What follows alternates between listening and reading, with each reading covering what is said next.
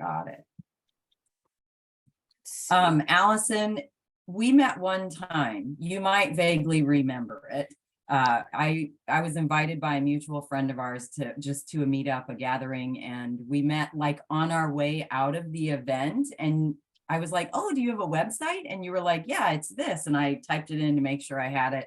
And I ordered your book, and I've read your book, and I've been like looking forward to talking more with you for several months, but work, kids, school, et cetera, I never got around to it. And I was like, I'm going to invite Allison to talk on our podcast, and that will at least be one conversation in real life. Oh, I love it. So I love I'm it. so happy you joined us today. Allison, I'm a sociologist. I work in research administration. That's where I've spent my career, but I'm also a dancer and yogi. And so when I found out what you do, which I'll give you an opportunity to talk more about, I was super interested to learn more. And my sister is a physician's assistant and was in private practice, now is working with a hospital in Northern California. Rachel, do you want to introduce yourself a little bit? Oh, you're on mute. Sorry. Hi, Allison. Nice to meet you. I'm Rachel. I work in primary care, so my role is kind of like a general practice provider. And I've been in practice 10 years, and I was a nurse in ICU and ER prior to that, so kind of a long medical history. And I work in the Western medical model, which is, a little bit limited. We see 3 to 4 patients an hour and manage things like diabetes, hypertension, a lot of diseases. I worked in internal medicine, so usually my patients have 2 or 3 things that are going on.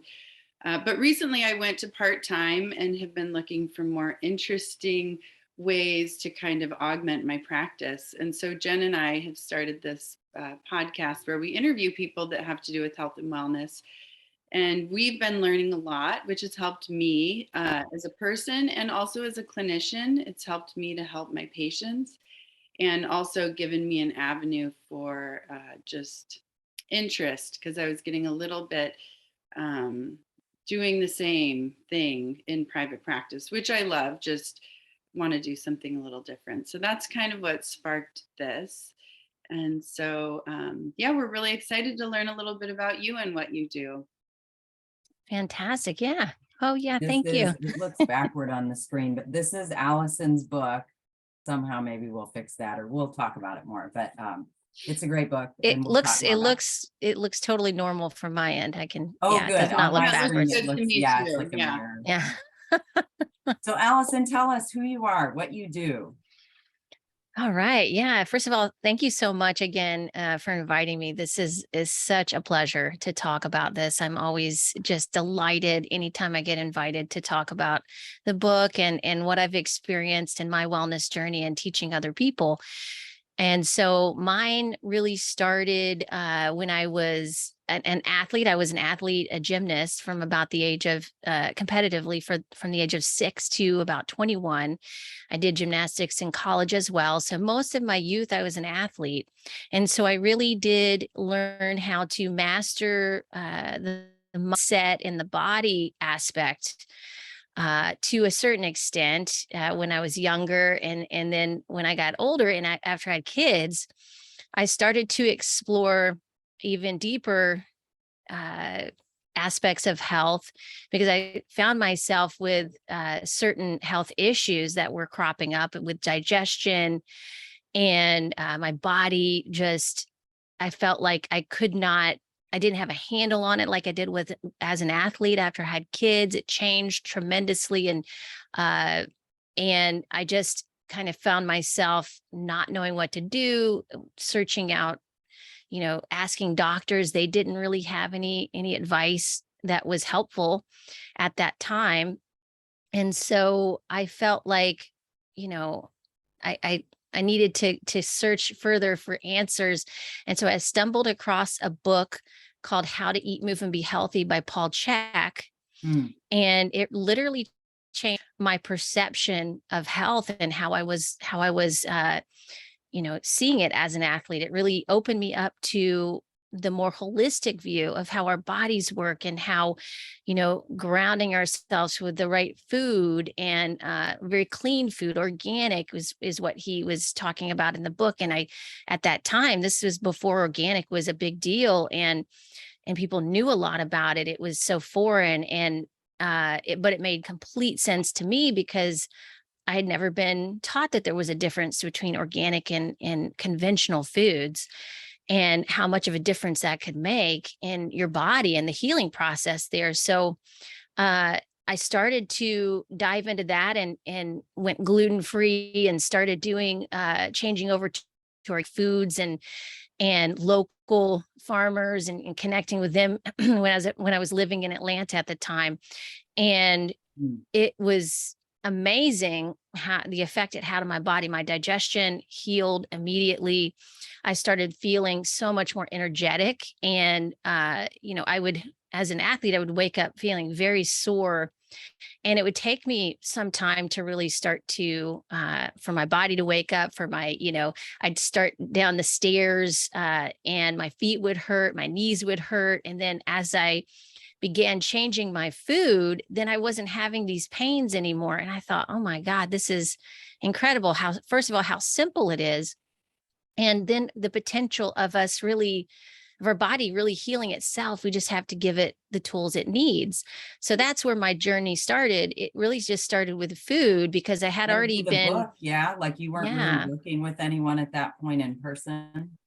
Well, yeah. I mean, I was a trainer at the time, and I was really Okay. just teaching people movement and fitness, and it just kind of stopped there. But then I realized, with my own journey, that there was so much more that people needed to put together at that time, and it was more of a mentality of like, uh, at the time, fitness was, I can eat what I want and then work out, and it was kind of limiting in that way.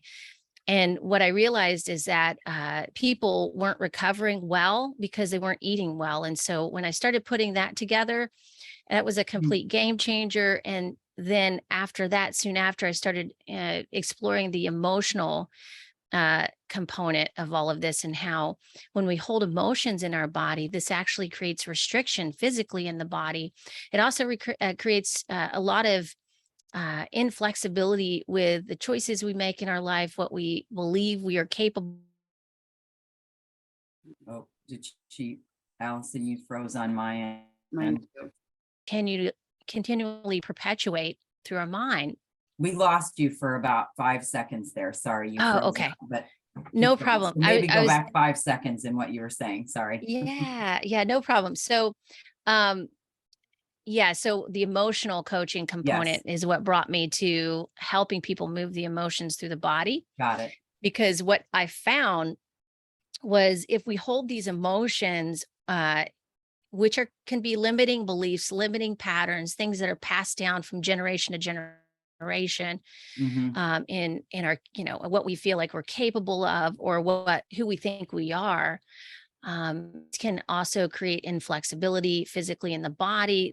This can also create that limiting flexibility within your mindset, and what you really will do in your life, what you think, who you think you are, what you think you're capable of, what you will, how you'll put yourself out there, how you'll be seen. And so I started also taking it one step further and realizing that it's it's all about expression. So this year, I've really been tuning into with a group I've been working with from the Finally Thriving book. I'm offering a program that is a companion program to the book. And what I'm finding is we are not allowing ourselves to fully express what is going on inside. And so what happens is we just kind of close up a little bit each day until we just have nothing. We don't really know who we are. We don't expose who we really are to other people, which is robbing them of the gift that you could give, with Hmm. inspiration, with serving someone by just being you, because that inspires them to be themselves. So it can be many different types of expression, but all of that just led me to realize that we could be practicing these small, simple practices of coming back home to ourselves every day. And they're so simple, but we just don't do it. We just think about things, but we don't actually implement them. So I wanted to give people an opportunity to learn how to integrate and embody these states of being in their life. And so what feel like it does is it liberates you to be yourself. And ultimately that's a true expression of health, is when you're allowed to be yourself. Mhm. Yeah. Rach, did you? So you had said that there are things you can do, simple things every day. Can you give an example of what that would be? A practice that you're integrating? Yeah. So the way I go through it in the book, and I'm sure you guys are familiar with, I start with it with the aligning your mind aspect. So the mindset aspect is what I did learn about as an athlete. I learned some of it, but I didn't learn all of it. So there is a discipline within mindset, because we do have to train our mind to be able to focus on what we really want to create. But we're led to believe that we need to take in everything, because we're getting inundated with so much information. But really, it's more important for you to be very discerning between the information you take in, and use only what you need to use or you feel like is Mm. necessary for you. So in order to do that, we have to begin training the mind by just paying attention to what we're saying to ourselves every day. And so I put in a practice of just starting to notice how you talk to yourself and the judgment or criticism that goes with that. Mm. Or are you talking to yourself in a loving, kind way, praising yourself, supporting yourself, and that extends out to the people that you come across. So everything that's happening within you literally is what you're going to start to see outside of you. Mhm. So that to me is the most important thing to start with, because many of us can't even get quiet enough in our minds to even sit down in a meditation practice or start connecting with our bodies or even listening to our intuition. So I feel like that is so important for each person to tune into first. So start to just pay attention to what your default is. Is your default more of a half glass empty or half glass full kind of mindset? And once you establish that, then you can start training your pathways to think more optimistically and to open you up to more potential, because everything is a possibility. There's not a certain reality that's only possible. You can really create anything you'd like, but it all starts with you. It all starts with your personal belief system and your perspective. So we do that, we start honing into that by really training the mind. And so beyond that, I teach people how to tap into their imagination, which is a real gift that we all have, that we experienced more when we were children, but we can also connect with as adults.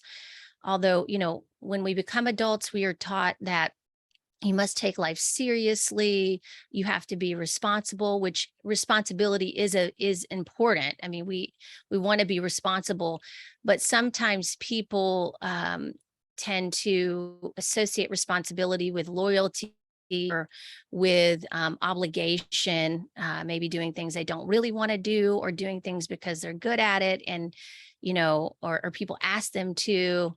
And so getting real clear on that, really getting clear on what you want to be doing, and not just filling your schedule up with busy work, so that you Mhm. can't really focus on what you really want to focus on. Mhm. So actually opening up to imagination creates more connection with our right and left brain, which is a way of um, calming the nervous system as well, because then you're getting more comfortable with the unknown, because you are really just exploring different possibilities and being okay with that. So, and it's a more fun, joyous process to go through. When we start to trust our imagination, then we can begin to trust our intuition later down the road.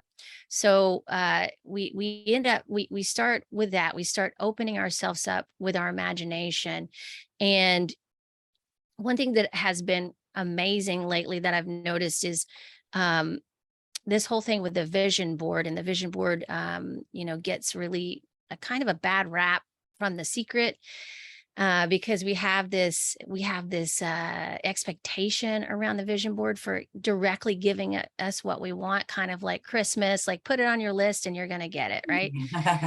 So I think it's just been misunderstood, because I mean, it may work like that for some people, because some people are just major action takers and they just take action and it happens. And that's a gift, and other people like myself, I need to, be inspired, I need to introduce play into my life and see the beauty and create space around that for myself. So what I've noticed with my students is they're creating very unique vision boards, not the standard vision board.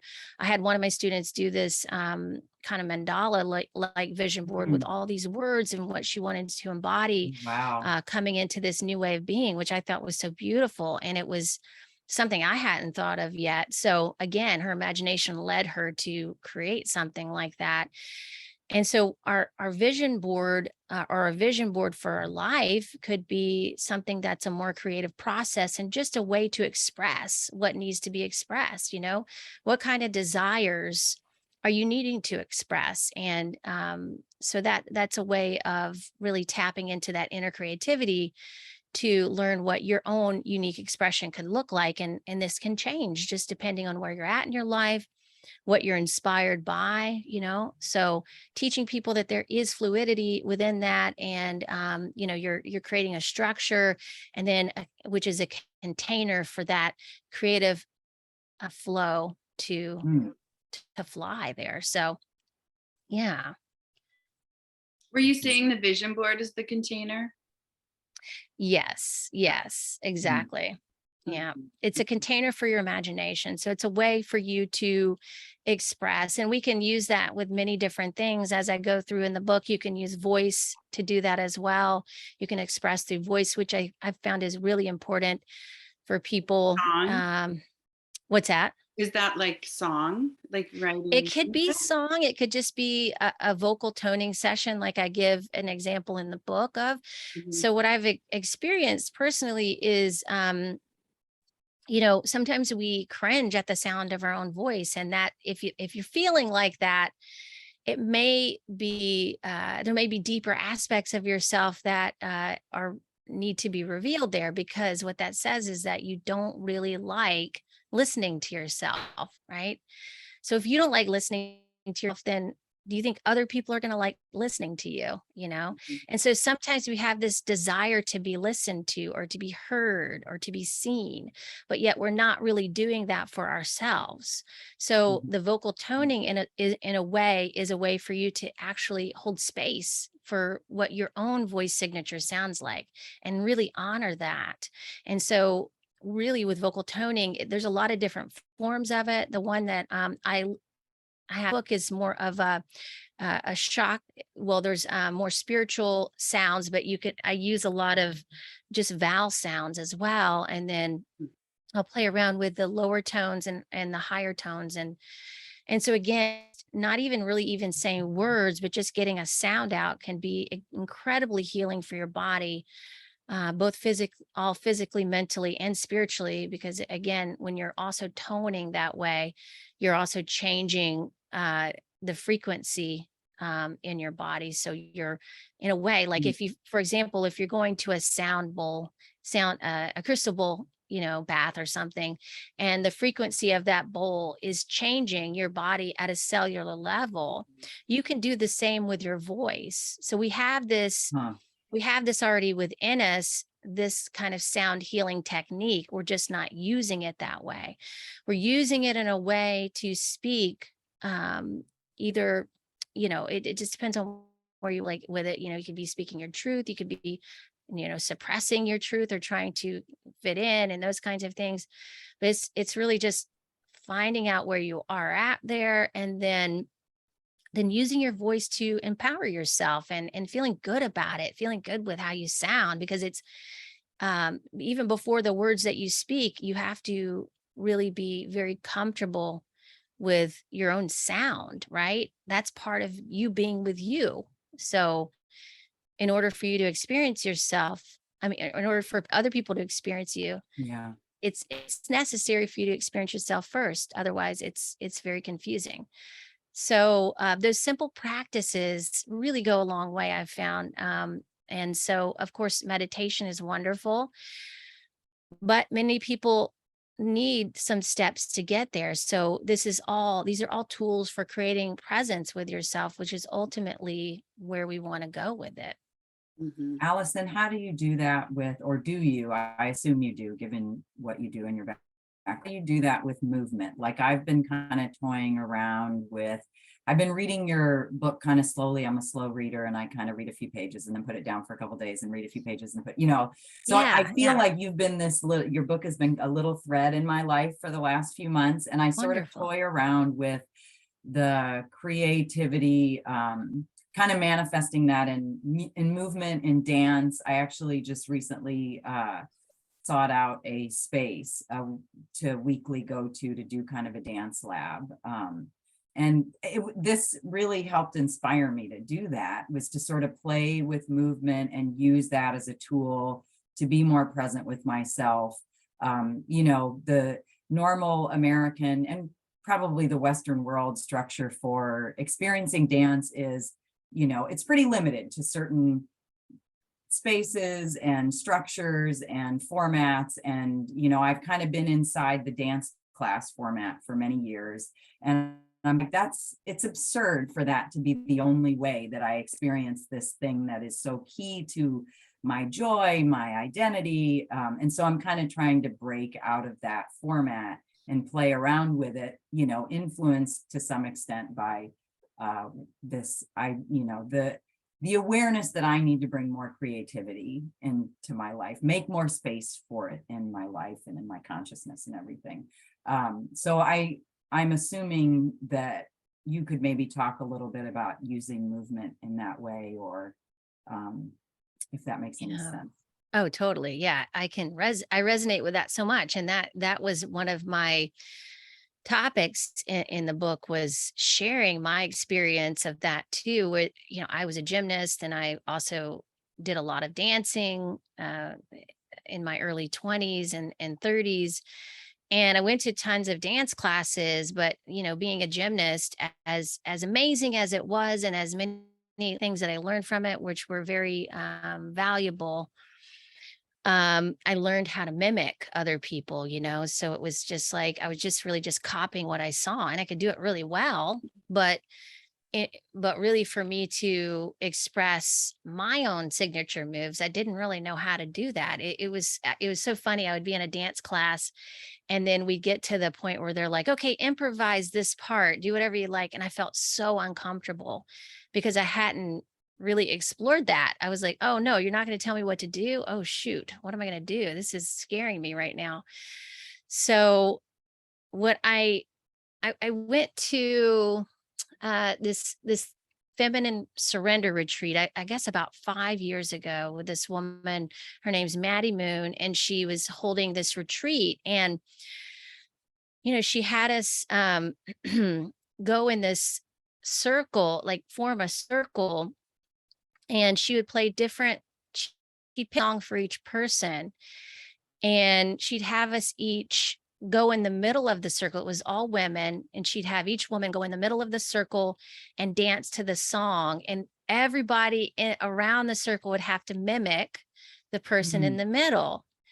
And so in a way, it was honoring Mm. that woman's personal movement signature, Oh, I however love she would that. like to express herself in that moment. And that gave me a whole new perspective on dance, because I had been Mhm. taught, dance is choreographed, and um but it doesn't have to be. It Right. really, if you think about how we use dance in human history, and many cultures still do this, they dance and they feel the energy of the music, and they let their body move and take them in that direction with the rhythm, and they're not Mhm. thinking about it, they're just letting their body lead them in that process. So when I thought about that, I started working on or playing around with rather an impromptu dance practice. Mhm. And so I'd put music on and just move my body however it would like to move. What I discovered is I was really afraid of looking silly or stupid when I danced.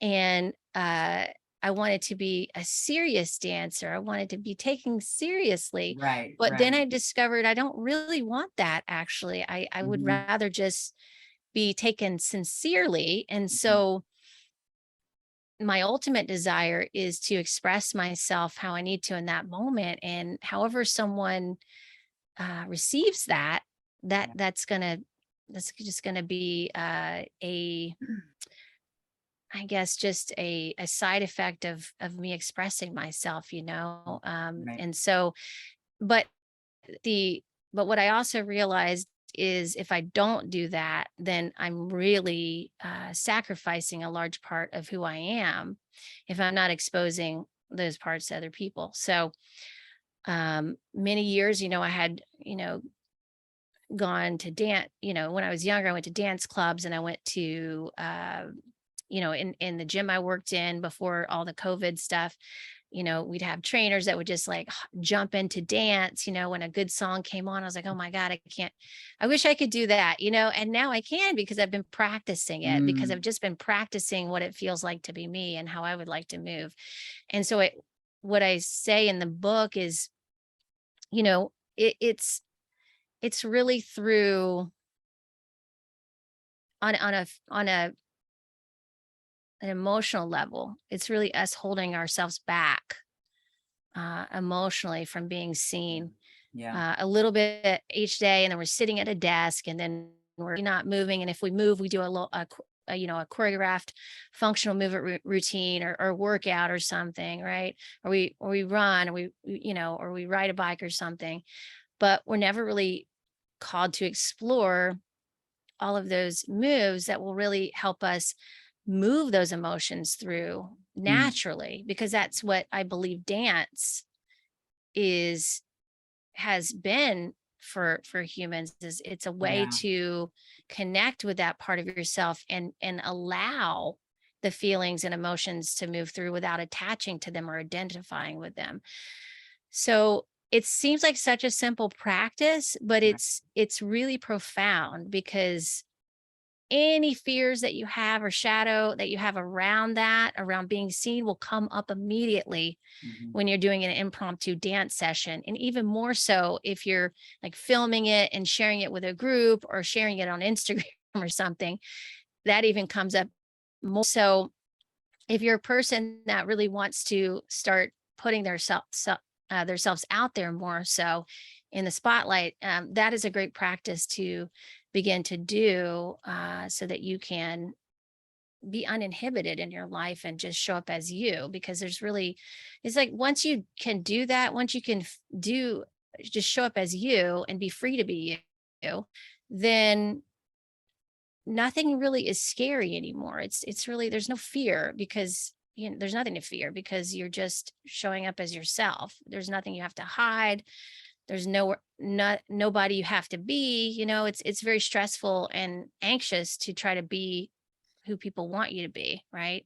Yeah. Many of us find ourselves that there, and it creates a lot of anxiety. Yeah. So simply by just doing something like an impromptu dance practice can bring you closer to yourself and how you'd like to express that. Love that. So I have a question from a medical standpoint. Yeah. While you're working with people in these groups and helping them become a fuller version of themselves through play and exploration, are you finding that maybe medical problems that they have get better? Yeah. Yeah. Because I mean, you know, what I found, especially this working with the Institute and Paul Chek, Mm, what that mhm. really opened me up to was how our emotions play a part in physically manifesting disease in our bodies. Louise Hay also talked about that with many of the books that she wrote, and she correlated a lot of emotions to segments of the spine as well as health related issues that can manifest from these festering emotions, these emotions we're not allowing to move through, emotions that we're identifying with. Um, and so, yes, I think that it can really be helpful if you allow yourself to play, and not to mention just the physiological effects of that, or that your nervous system calms down, right? And what we're learning from the past couple of years is that it's all about the nervous system. We all had a big nervous system jolt recently. Mhm. And so the big thing people are talking about is calming the nervous system, because they're realizing how important that is, for just getting people out of this fight or flight mode of survival. So it is, it's everything really. It's and again, how, what manifests physically, from a disease standpoint, or if you have an injury that doesn't heal, or if you're constantly inflamed, it's simply because you're not allowing yourself to fully rest and recover. And maybe your nervous system is just hyped up all the time. People, nothing against substances. I love wine. But if we're constantly not, if we're not giving ourselves space to see what we feel like without those things, then we never really know if we're fully relaxed in our bodies. Like, how do you really feel? Are you super tired and you're just not giving yourself the space to rest? Are you constantly busy all the time? Or, also just not allowing yourself to be creative, and play in your life can be extremely stressful for most Mm. people. So I think this does really open the door for greater healing, in a whole new way, because I mean, honestly, in a lot of, with the medical, I really do appreciate the medical model, and Mhm. there's a lot that isn't working with Mhm. that. So, I think it's time to look at it a different way. So I just want to comment on something that I experience on a regular basis, and that's that many of my patients are sick from food. And when you talk about getting space to see how you feel, a lot of people eat their way through things because food gives you brain chemistry, right? So Yes. people will feel stressed or anxious or upset or worried, and they'll eat. And usually the foods that they go to are high sugar, high processed. Um, so a lot of times when I'm talking to patients, I'll say, instead of reaching for food next time, what do you like to do? Like, what are your hobbies? Do you knit? Do you paint? Do you listen to music? And I'm shocked how many people say, I don't have any hobbies. And, Right. so then I'll say, well, what do you like to do? Well, I don't really know what I like to do. I like my family, I like my work, and that's it. So I kind of struggle with what to give people to replace whatever it is that's kind of keeping them stuck. With many, it's food. Um, but probably it's also just stress and emotions. Do you have suggestions of ways to tap into that fun play for people who might not have any established routes like dancing or painting or exercise, something like a gateway? Yeah. It's a great question. Yeah. So yeah, food can be, anything can be a somewhat addiction for people, right? To detach themselves from what they're really feeling. And sometimes the feeling is so painful, and that's understandable.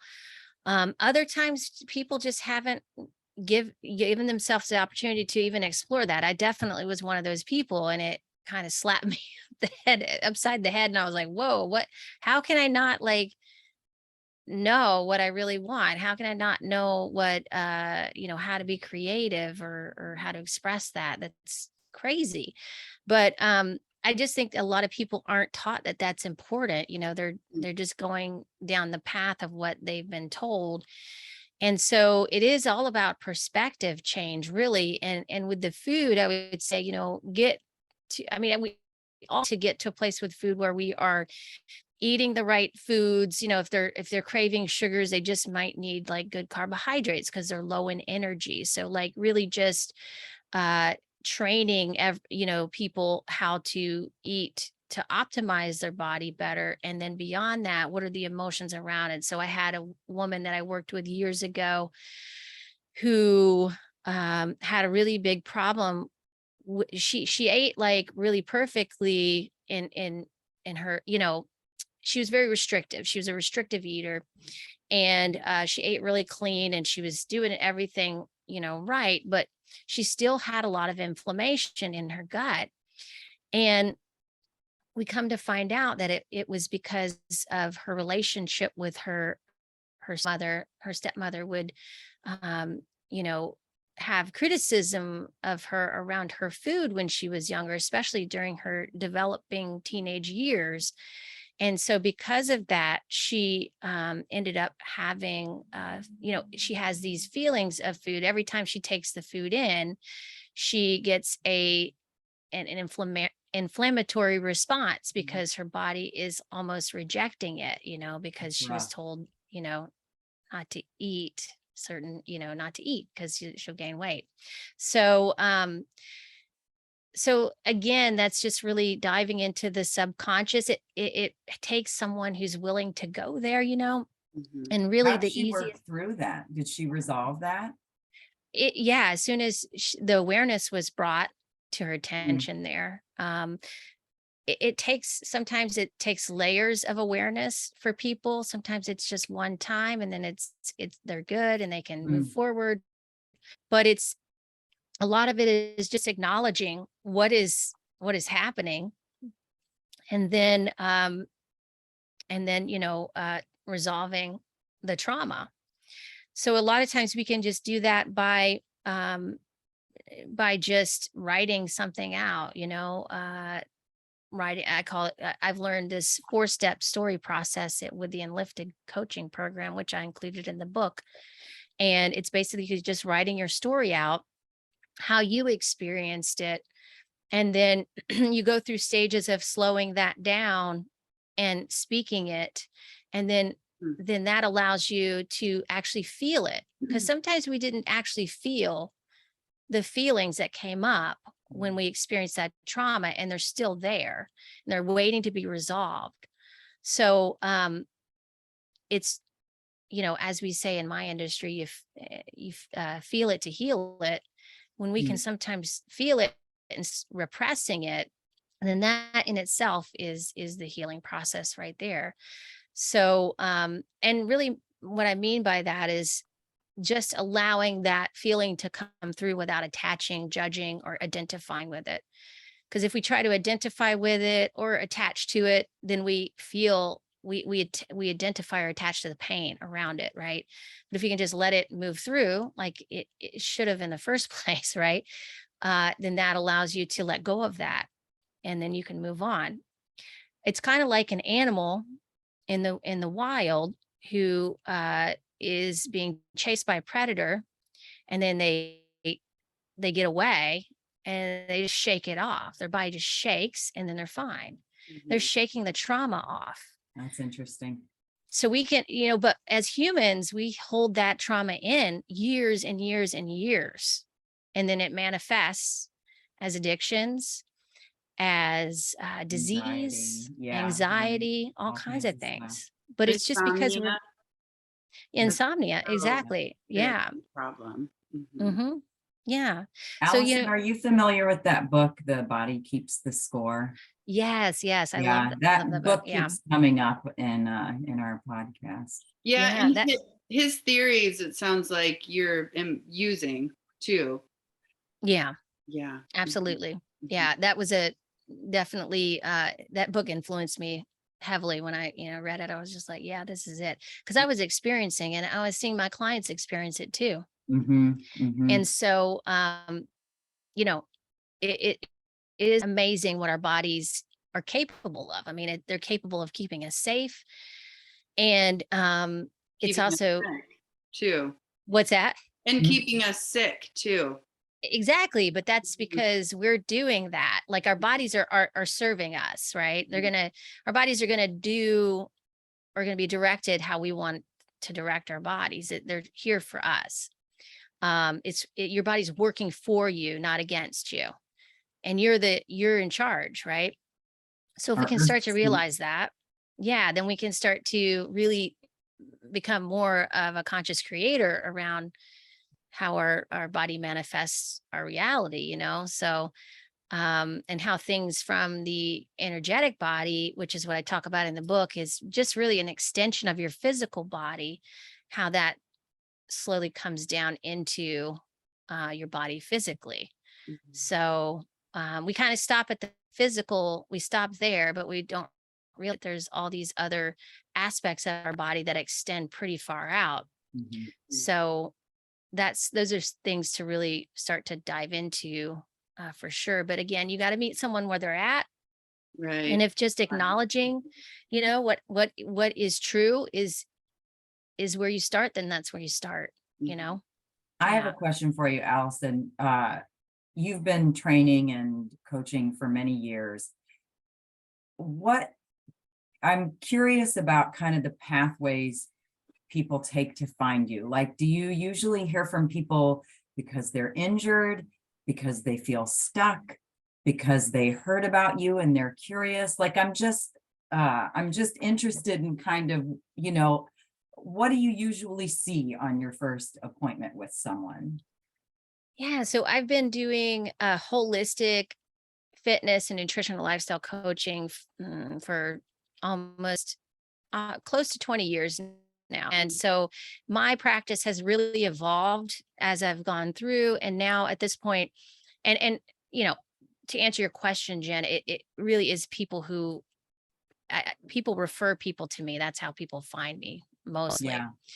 Uh, and then now, since I've written the book, some people seek my Sure. services through because they've heard me on a podcast or they've read my book. And so what I work with people, I have a real gift at helping people with the body because I've experienced a lot with my own body. And then I can also pick up on what their body needs. So I help them read their own body and learn how to do that. Um, and it really just starts with basic fitness skills. And it's not like I'm not pushing people to do like burpees or anything. We're really just going in there and saying, okay, well, how, why does your hip hurt? Let's look at your feet, like your feet functioning underneath you, and how is that related to your hip? Let's start there, So we just kind of hone into what that person is needing specific to their lifestyle.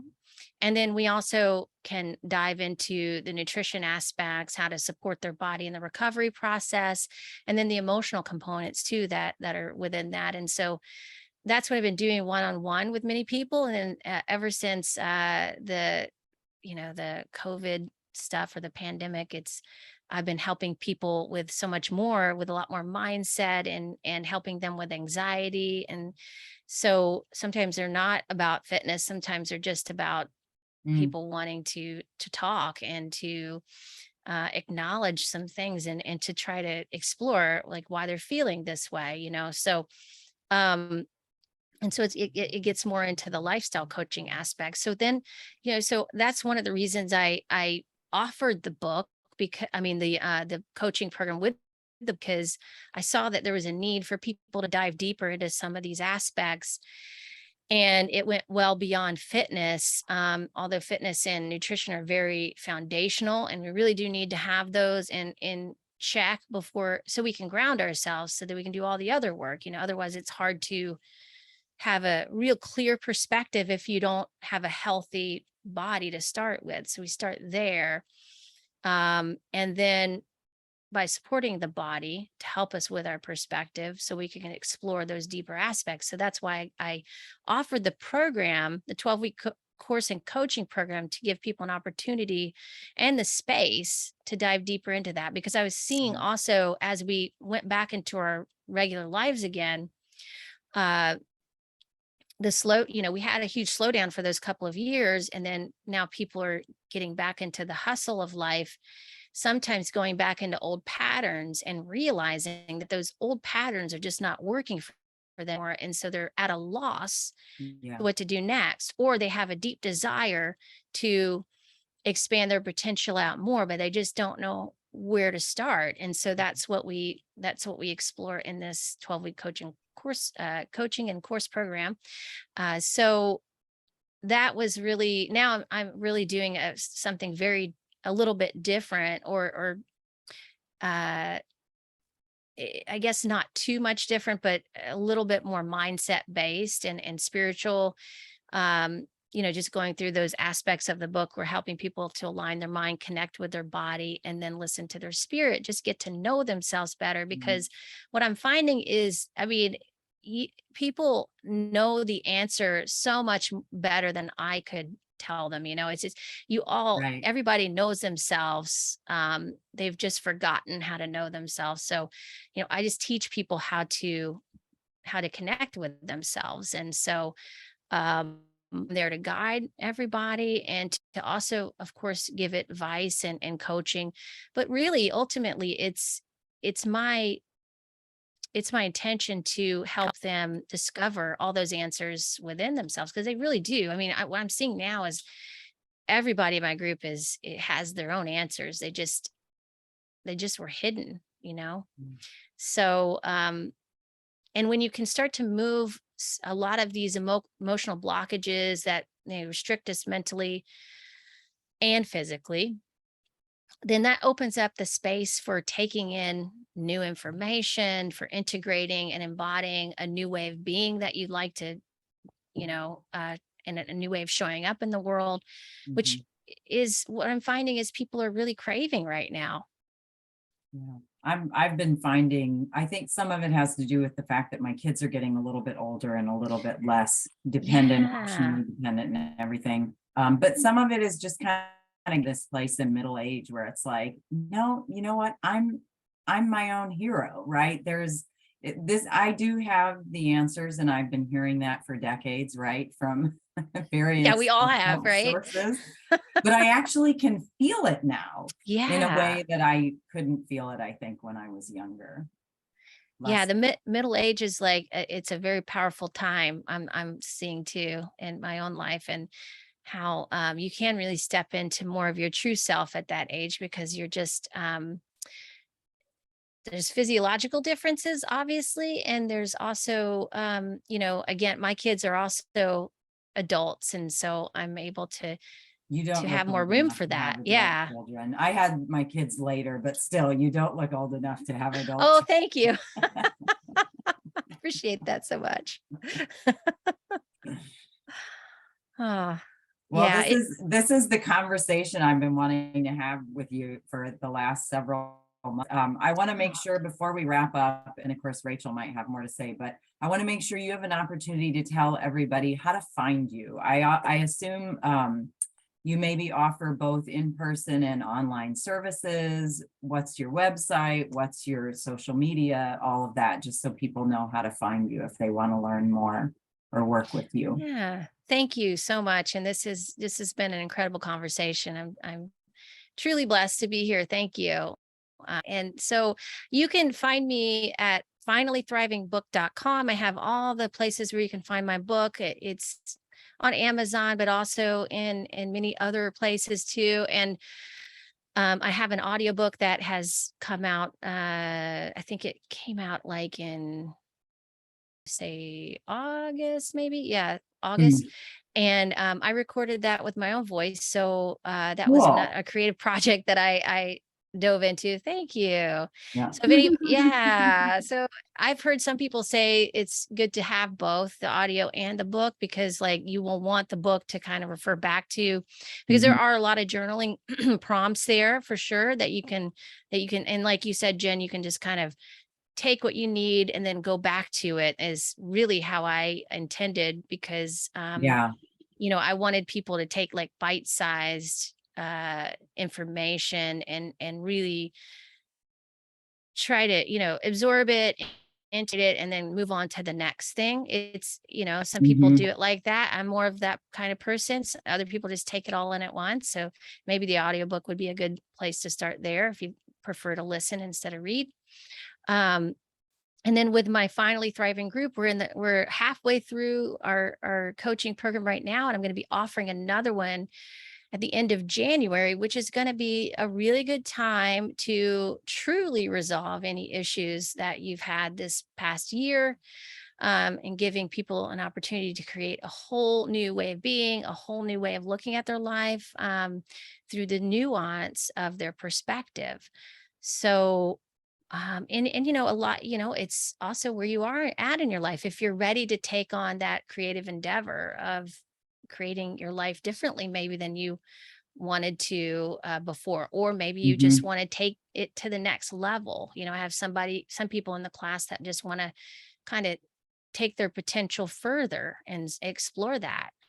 And that's really fun too. So again, it is about wellness, but it's more of a creative journey through wellness. And so what I'm doing is connecting your inner creativity with your health, which isn't really done so much, so Yeah. and how that relates to That's it. sort of what has appealed to me largely is, I feel like I have some pretty good foundational practices and, but there's just sort of this, I feel like there's another level that I just don't quite know how to climb up to or circle into, or I was just reading recently in your book about the spiraling, Oh not thinking yeah. of things as sort of a mountain to climb, but more of a kind of going deep and back out again and deep. And yeah, Yeah. I recommend getting Allison's book.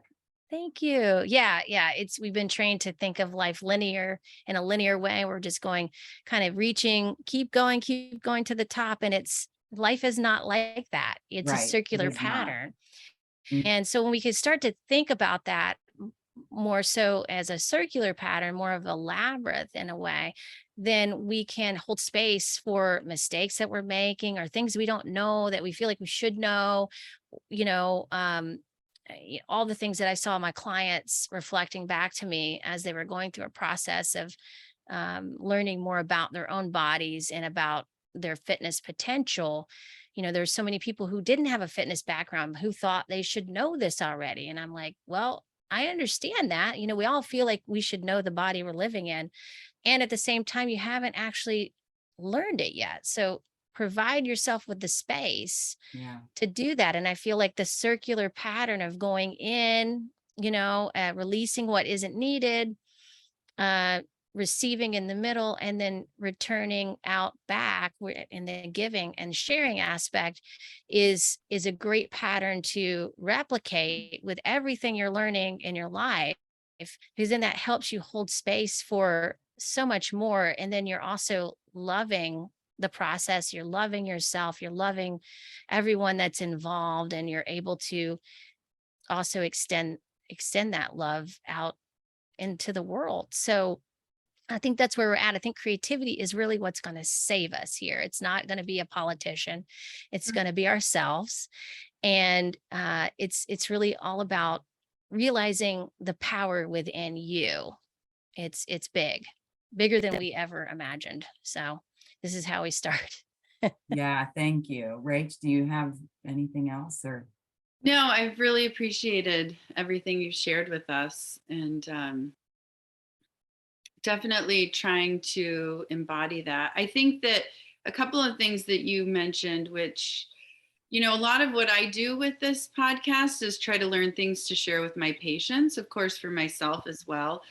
Um, it's hard though, because a lot of people don't want to do that. They don't want to grow. They don't want to go further. They actually like the stuckness. And that, I think, is hard for Yeah. me. So the phrase "they like it," maybe I don't know. I wonder if Comfortable. you encounter that, Allison. Like, how do you try to get Yeah, that's a people to great do that? question. I used to try to impose my values on my clients, and say, hey, you should want this for yourself, right? You want this, Uh-huh. right? And I would assume that when they came to me for help, this is what they wanted. They wanted the values that I followed myself, and it got to be really confusing. It got to be not a fun kind of relationship, because then I was really not letting them own their experience of it.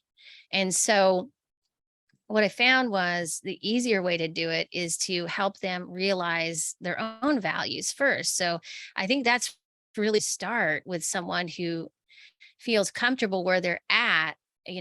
Obviously they're not going to be comfortable too much longer if they've got something physically going on that's ailing them, and so if they get too much into that, they're going to have the motivation to make some changes, right? Um, and that's how everybody is. They don't really do anything, not everybody, but a lot of people don't do anything until it's way Right. further down the line, right? And so you can only do so much, Rachel, to help people where they're at. You just meet them where they're at, and if they want to receive it, then they receive it.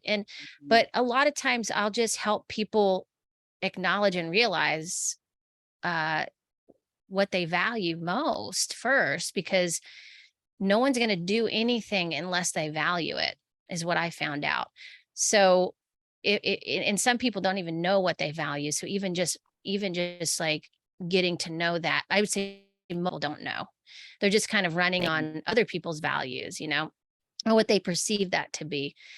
And so, and that's a way that we make other people our parent. We don't actually take responsibility for ourselves. So when someone's ready to take full responsibility for themselves, and they start to get to know their own value system, their own personal values, aside from society or partnership or family, they start to own that. And when you are aware of those values, then you start to live more in integrity. So that's where I would start anybody, because you can't really convince somebody to do anything they don't really want to do or they don't value, is really what it comes down to. So yeah, that's just how it is. They have to take ownership. I mean, you can give them guidance, but it's up to them to implement it. So I just had 3 months off. I took a Mhm. break from work and I've just started back. And it's interesting because taking that time off and going back in, like when people don't sleep and they just take sleeping pills and I just refill them, and the whole visit's about refilling sleeping pills. It's just, I'm finding some days I go in, I feel like, am I helping this person or harming them? Because you're just kind of giving them a crutch to keep, I don't know, avoidance of maybe what might help them break through the actual problem and start sleeping on their own. It's just kind of an interesting thing I'm coming up against all of a sudden because I've been out of clinic for a few months. That is really interesting. I just saw this morning, I saw my friend's post. He is a nutrition specialist, and he was posting about, he's somebody that I learned a lot of my nutrition from. And he talks a lot about supplements and how we use supplements or medications to avoid the behavior change that we need to make in our Mhm. lives, right? Right. It doesn't allow us to make the change. It just Right. perpetuates the same action over and over again that we aren't wanting to face, that we need to change, right? So that while there is, that is true in the medical industry. I mean, I think that's kind of what's expected, to give medication. Um, there might be another option of education. Maybe there's a workshop or a course you can help people with. Here's how you can naturally get better sleep. And you can move them into that, maybe while they're taking the medication, into the behavior change. And then eventually they won't need the medication anymore. So Yeah. it's a way you could integrate it, because I don't know that they would be, like you said, they might not be very Open. they would just go to Okay. somebody else who would give it to them, right? So Yeah, totally. um Mhm. but it's someone spending the time with the people who are open to learning um the behavior change that needs to happen for them to actually not be dependent on the substance anymore. Mhm. Yeah. It's interesting. Yeah. Mhm. Another one that I've been struggling with is antidepressants. Mm. I mean, Yeah. it blows my mind how many people are on antidepressants, actually. Me too. I'm always surprised. I'm always surprised too by the amount of young people that are on depressants as well. And, I do think it's a big problem because the message that sends is that we want to put a band-aid on our feelings or our emotions that we need to really feel and move through. And so what that does is it just suppresses what just needs to come up naturally. It's kind of like that animal in the wild. If the animal never gets to shake it out, then they're going to be carrying that with them for the rest of their lives. So what's that going to manifest into, right? Mhm. So the depressants is just really kind of a way of dissociating yourself. And again, I'm not making any judgments for people Sure. who Yeah. might need that. I mean, there might be people that really need it. I'm not a doctor, so, Mhm. but um, but from my perspective of self development and lifestyle coaching and health and those kinds of things, I feel like we do have a natural ability to move those emotions through. But we just haven't really been taught. So what we've been taught is to take medication and then you'll be okay, Mhm. right? Have Mhm. you Um, seen clients get off of antidepressants? I mean, under the guidance of their Oh, healthcare practitioners Yeah, or I whatever? have actually that and thyroid medication too. I've seen people as their health starts to become more vital, as they start to really work on it, then they find they don't need the medication anymore. That Hmm. does happen. And those are great success stories. But again, the person has to be willing to go there, right? And to be open to making that transition. Um, can I say something? Most of the time, Jen, I see people get off antidepressants Yeah. if they started them because of like the death of a spouse or something. Hmm. So a yeah, lot and of again, times yeah. you'll have somebody come in and they're just so overwhelmed with grief and Right. they're not functional and they're not Right. Yeah, coping. And so you put them on an antidepressant, usually about 6 months, and then they move through that grief and then they go on. exactly. Yeah, sometimes that's a great example, Rachel, is that sometimes people just need a little bit of reprieve from feeling that intense pain because it can Uh-huh. be intense, Mhm. and not everybody knows how to move through the 5 stages of grief, but like you said, that could be a great tool for helping people move through those 5 stages so that they can resolve it. Mhm. Yeah, losing somebody, you have intense separation anxiety from that, and it's something that can't even be explained, so or unless you've experienced yourself. So yeah, that's a that's a big feeling. It's a big pain feeling for people, and I can understand why they would escape it. But Yeah. yes, I think, yeah, that could be a way to use it instead of just using it for things like maybe going through. I mean, I think that sometimes we have just anxiety in our everyday life, and we're getting prescribed anxiety medication for things like that, not Mhm. even, I mean, just normal stuff, like normal life stuff, right? Hmm. So, So yeah. so with that, like coming back from a break and not being in clinic for a number of months, the other thing that I kind of struggle with is that people come in and they look at me and they say, I'm in pain. And the pain could be physical, it could be emotional. And that would be wrapped around, let's say, anxiety or antidepressants and or medications to help with sleep and or pain medications because they're in physical pain. And they look at me and say, please help me, give me something to take this pain away. And now more and more I'm like, I don't know if giving you something is helping you. And so you kind of Yeah. struggle with this. Maybe they're not there. So meeting someone where they're at, you're meeting them where they're in Yeah. pain and they're not ready to take the emotional or physical or lifestyle steps to get out of pain. And you know that a medication will ease it quite a bit. So it's like, Hmm.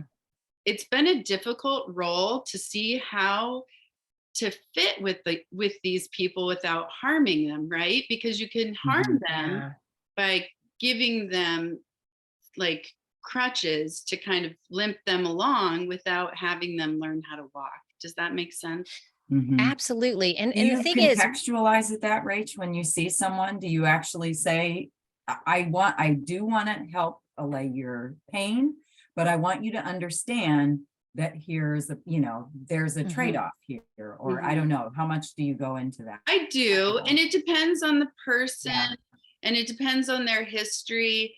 But when you're in pain, you just want Yeah. out of it. Right. And Yeah. the alternative is a lot. It's confronting maybe past abuse. It might be getting a divorce. I mean, it could be big Yeah. things, because a lot of times when people are in there, it's because of the relationship they're in, or it's because of a big trauma that happened. Yeah. And you just want out of pain. And sometimes overcoming those places that you need to go to get out of it is just impossible, or Yeah. your belief is that it's impossible. Right. So instead you're like, no, I don't want to go there. Could you just Yeah. help me out for a little bit, which turns into longer and longer and longer. And then you get less Yeah. and less able to do it yourself. I don't know, maybe that's not correct, but Well, I've been struggling a lot with that in clinic. yeah, but I mean, your experience is valid. I think what you're seeing, you're seeing a different perspective than most Mhm. people do see. So, I would, one thing I used to do more so, because I'd see a lot of people, I used to work with a physical therapy clinic, and I'd see a lot of people who were integrating from physical therapy into back into real life, and I was helping them with that. And sometimes they would just identify with the injury and think it was going to be forever, and they'd never get out of it. And being an athlete, I was like, oh no, this is just a part of the process. You're in the process of it. You're going to get there. And sometimes it just takes someone helping them along and teaching them that this is a process. It's not going to be a static condition that you're going to be in for the rest of your life. And then on the other side of it is, like, yes, I think being in pain, it's really hard to do anything, Mhm. especially any kind of self-development when you're That's in true. pain. Of It's course. just, Yeah. it really is essential, I think, to help people get to a place where they're not in that pain, and they can feel more safe and secure for them to start to do the things that they need to do to then resolve it. But Right. again, I think you're right, Rachel. It's not really, it's all about timing. It's about where they are in that process.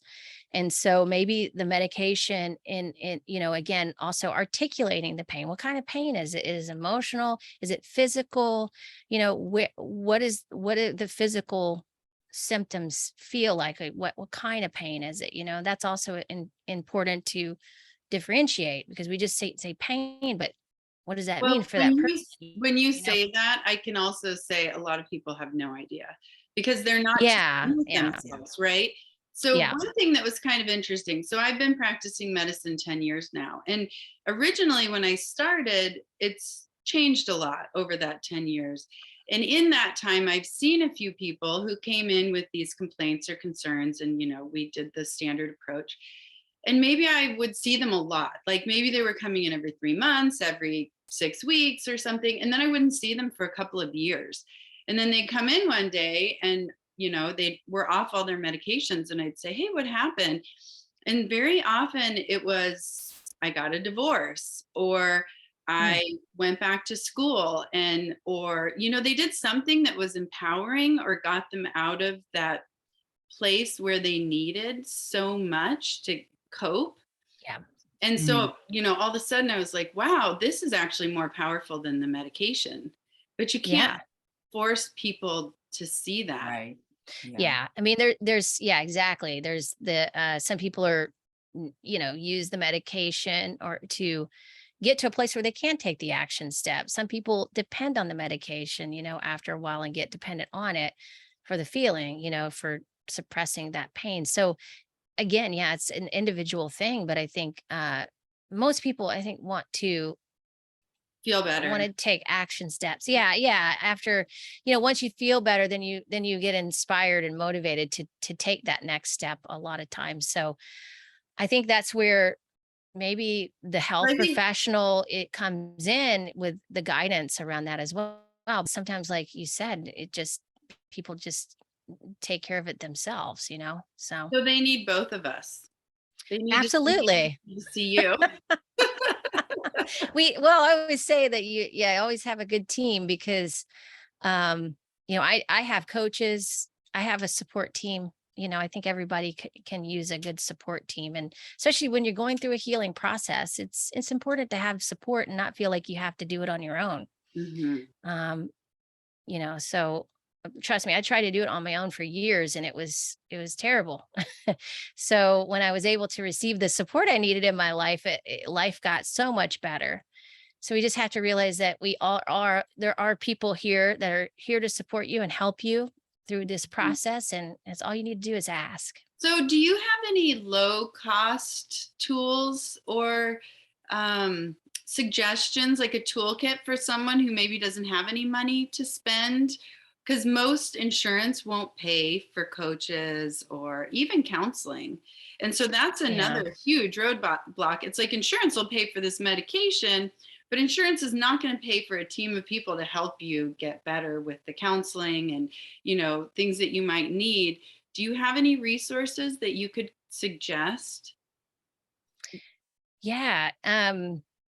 Well, I mean, there's always guidance in books. My book is meant Yeah. to be a low Okay. cost Right. tool for those It is people. true. At the end of Yeah. each chapter, there's like little exercises you can Yeah. do. And then I Okay. That's have great. things on my website too, like meditations and exercises they can do that are in the book. And so there's that, you can always just start you You can could start your take a own group. class, a yoga class I was just online, or thinking go to a about yoga that. class and just start moving your body, go take a walk in nature without any distractions. I think, things like that, implementing, I mean, I hate to keep talking, I don't hate to, but my book comes up a lot because this was the intention I had for the book, is That's to give great. people a low cost way of really connecting with themselves, being able to get truly healthy from the inside out.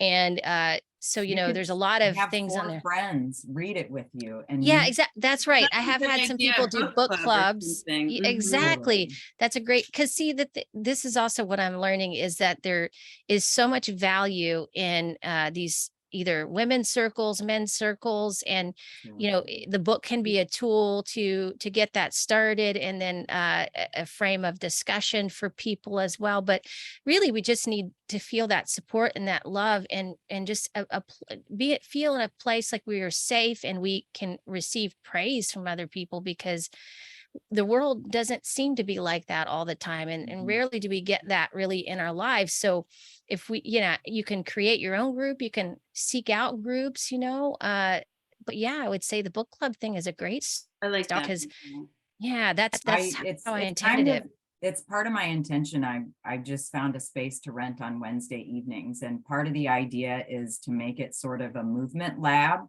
not Oh just for me yeah. to teach a class, but to invite people to come share. And now that we're talking, I'm like thinking I'm going to bring the book, and like talk about some, because it's so much of the book is about joy, allowing Yeah. yourself to have joy in your life and to be playful. And that's something that I'm a Capricorn, and our ancestry is German, and like serious productivity, and it's just like, Yeah. wait, I have a good sense of humor. I like life. Like I actually find myself Exactly. having to remember that being human is to feel joy, not Yeah. once in a while, but as a daily part of our lives. Like I Yeah. don't know how in the world I get to adulthood feeling so serious. So, you know, Well, I'm I've been so trained to busy. I have do. to do so much work. But somehow that became the default, right? And I can Yeah. blame American culture or whatever, but it's just weird to me sometimes that here I am in middle age, and it's like I have to be reminded on a regular basis that life is fun. So I'm Well, really you're in that endeavoring to phase work of that life. in. Yeah. I mean, the And middle just with middle of with life friends, is with other people who kind of can see that and who want more of that and So come together Jen, to do that. I was thinking, so Allison, I haven't read your book. My sister Oh has, yeah. but I haven't. So I'm thinking maybe we should read it together and invite other people to read it with us. And Let's then do Oh, it. very maybe do cool. a book group chapter by chapter and Yeah. maybe even like on Zoom and talk about it every couple weeks or something. What do you think about that? I love that See, idea. look, you inspired us. Now we have a Yay. thing. Oh, I'm so excited. I'm happy to come in as a guest speaker at some I was point. gonna say you could be a keynote Yeah. speaker at Maybe some point. halfway That would be through, fun. we could like discuss it. Yeah. I've been telling Absolutely. Rachel I want to have like a retreat weekend. That's Mhm. like that's sort of Yeah. the podcast has kind of been low hanging fruit, but I would really love for us to host a Yeah. Let's collaborate on that. Yeah, we For kind sure. of designed this as a little bit of a lab to start getting ideas going because I was feeling kind of frustrated in my work, not offering enough for people. And Jen's a sociologist and I'm a medical professional. So we were like, health really is social and medical. And how Mhm. can we make this something that can help people? So I feel like this has been a really productive podcast. Thank you. yes. Yeah, you're so welcome. Thank you guys for having me. Again, you can find my book at finalythrivingbook.com. Excuse me. I also have a podcast called Integrate Yourself. If you guys want to, if anybody listening wants to also hear about some of the health topics I talk about, I go into from the body to the mind to the metaphysical in that podcast as well. And my coaching services are on AllisonPelot.com as well. So thanks again for having me on, you two. And yeah, I'm happy to collaborate with you all. I'll probably be doing some workshops as well in the future. Great. So yeah, Fantastic. I really want to stay connected. Me Yeah. too, for sure. No Such question. a pleasure to meet you. And thank you so Same here. much for Yeah, taking this thank you. time today to talk with us. Oh, Really thank appreciate you. it. Thank you all. Yeah, thank you both. Thanks so much. We're Two Bye. Sisters Health. Sorry, I forgot to say that at the beginning. Two Sisters Health. And this is Allison Pelot. Thank you. Thanks so much. All right. Take care, everybody.